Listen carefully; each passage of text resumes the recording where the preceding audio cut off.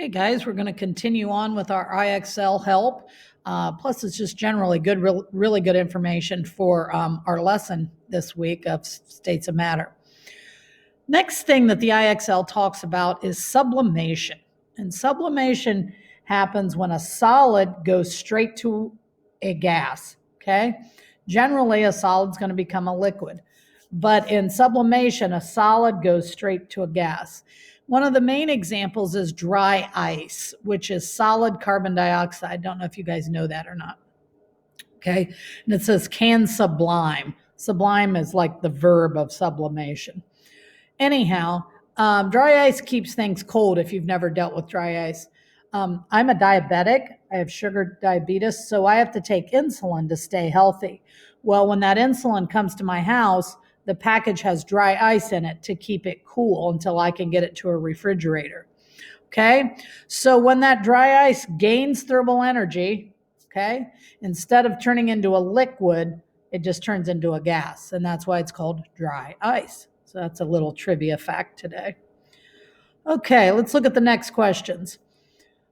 The particles in a solid and a liquid are fairly close together. Solids are very close together, pretty rigid, just some vibration. Liquids are moving past each other a little bit. Okay, and of course, the liquid particles have more thermal energy than a solid. So the particles can slide past each other, okay, and that's why a liquid, think water or soda or whatever, can flow, and the liquid takes the shape of its container. If you think of like a 2-liter bottle of pop, okay, the shape of it is the shape of the container. If you pour it into your sink, it takes the shape of the sink. All right, so let's look at these questions. The substance shape does not depend on its container, okay? So that would only be a solid. Particles always stay near other particles. Well, that would be both, okay? Because liquid, even though they're moving, they stay near the other particles. And then the particles move around one another. Well, not in a solid, but yes, for a liquid. So let's see, hopefully that's right. All right. Okay, now we're going to look at when we heat a liquid. So think of putting water or something in a pan or something like that. So as you heat it, the particles begin to slide past each other more and more quickly because the temperature is going up, the thermal energy is going up.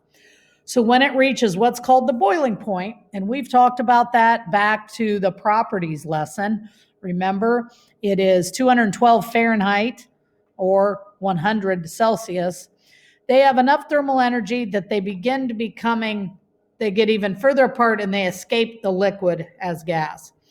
So which of the following can happen when a liquid is heated? Well, it vaporizes, becomes vapor, and becomes a gas. We're going with yes. The mass of each particle increases. Well, no, the mass doesn't change. It just changes what it is.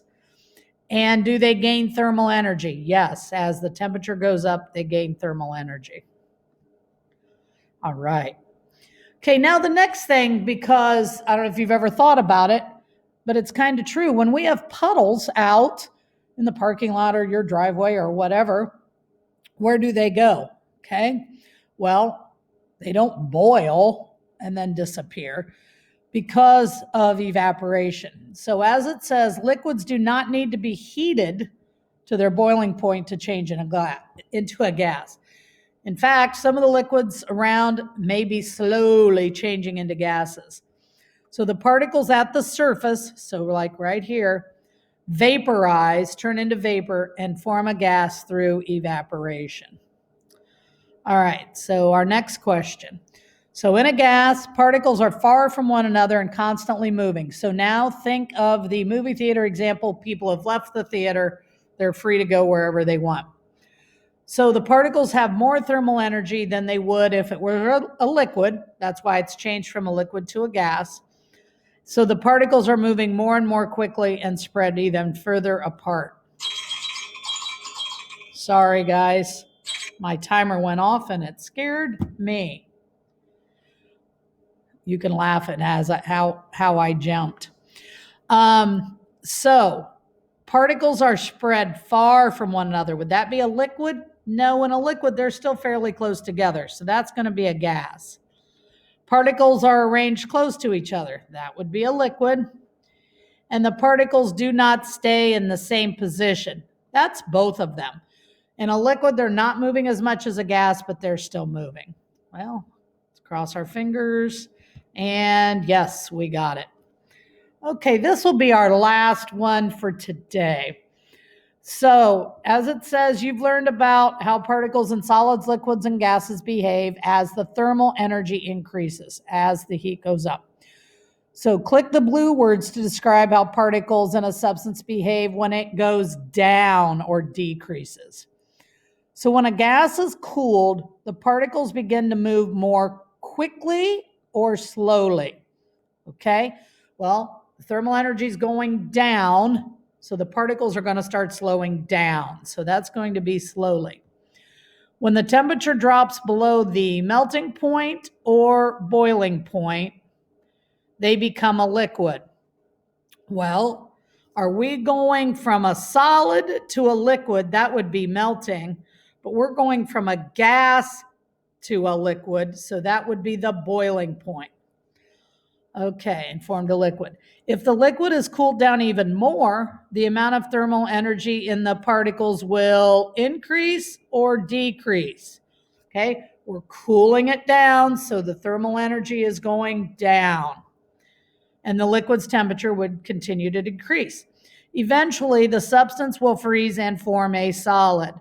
If the temperature continues to, well, what's this whole paragraph been talking about?